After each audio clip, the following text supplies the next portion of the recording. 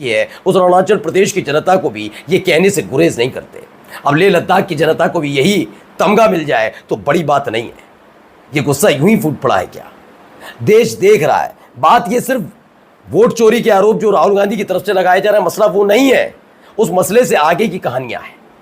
इन कहानियों पर कभी जोर डालने की कोशिश की नहीं गई।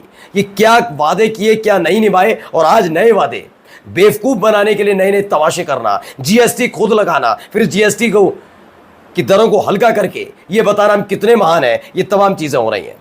नरेंद्र नाथ मिश्रा ने ट्वीट किया, लेह में स्टूडेंट्स का प्रोटेस्ट, लद्दाख को पूर्ण राज्य देने की मांग की जा रही है। जो डिमांड अपने अपने हिसाब से बदलती रही। जब लद्दाख में इनकी पार्टी का सांसद था तब तक ठीक था, तब तक ये भी कर देंगे, वो भी कर देंगे, ये भी हो जाएगा, वो भी हो जाएगा। ओहो अच्छा ये भी करना था, हम कर देंगे ना, हम बैठे हैं ना, मोदी है तो मुमकिन है ना, लो मोदी है तो मुमकिन है।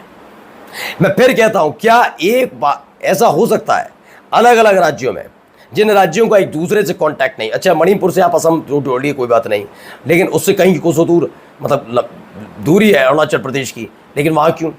क्या कभी किसी ने सोचा कि उन दोनों का कनेक्शन कोई लेह लद्दाख से डायरेक्ट नहीं है, फिर वहाँ क्यों? लेकिन इस बारे में बात नहीं करनी।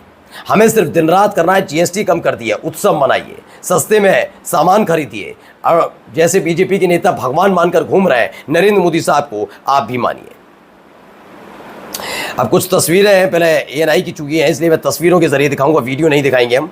सचिन गुप्ता ने लिखा, लेह में आंदोलनकारी छात्रों ने बीजेपी ऑफिस में आग लगा दी। 5 सितंबर 2019 को आर्टिकल 370 खत्म करने के बाद जम्मू कश्मीर केंद्र शासित प्रदेश बना।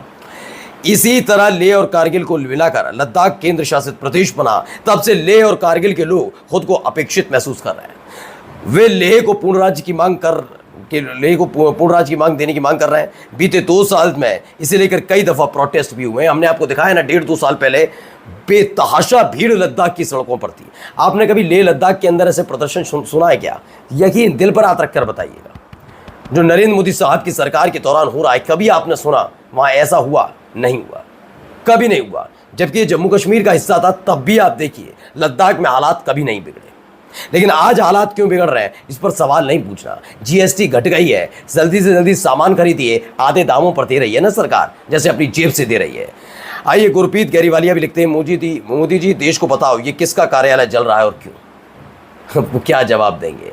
मीडिया देगी इस पर जवाब, आप देख लीजिएगा। बड़े बड़े एंकर बताएंगे ये लोग जिन्होंने बीजेपी के आलीशान दफ्तर को फूंक दिया वो कौन है, देख लीजिएगा। नमस्कार।